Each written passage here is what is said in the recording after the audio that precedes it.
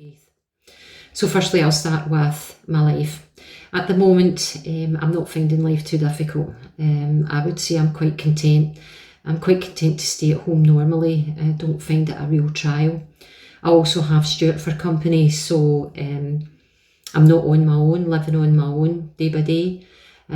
Also have been blessed with really good weather lately, and I've been able to get out into my garden, which I love. My family, I miss my family. I keep in touch with them through FaceTime, see my granddaughters, and they'll tell me what they've been up to and what schooling they've done, and my grandson. But I would spend once a week a day a week with my granddaughters normally. I miss the natural chat, I miss the cuddles and the kisses and them telling you that they love you. I miss my wee grandson. He's a really lovable wee boy. He would cuddle you. He's full of mischief and you don't know what he's going to be up to next. So he's only 5. On the plus side, my sister is home from Beijing to look after her boys in Canterbury during this time of COVID because they're out of school. She's younger than me, and I get to speak to her every other day, and it's wonderful because we're really close. And I couldn't do that before because of the time difference between here and Beijing. So that's been really good. I speak to my brother once a week because he's in furlough, and I wouldn't normally do that. I would maybe speak to him a handful times a year.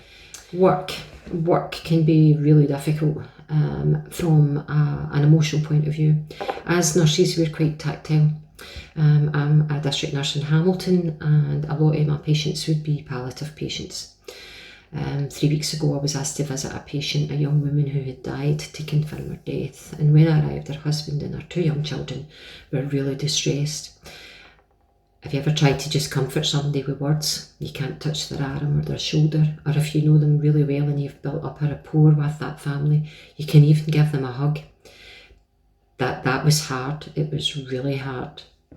The other thing we have to do is if someone phones for a visit, we've got a set of questions that we need to do to carry out a risk assessment so that we know whether we need to wear the full PPE when we go to that visit. And unfortunately, in some occasions, some patients' families haven't been totally honest, and they've either got COVID, the coronavirus, or they've been in contact with someone who has.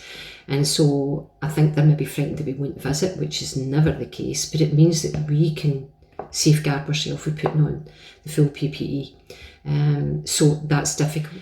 My faith, I would say I've always had quite a deep faith. I would say during this period of time, God has made us all stop or slow down, and you can definitely see his spirit working in the world. I would spend my quiet time in the morning.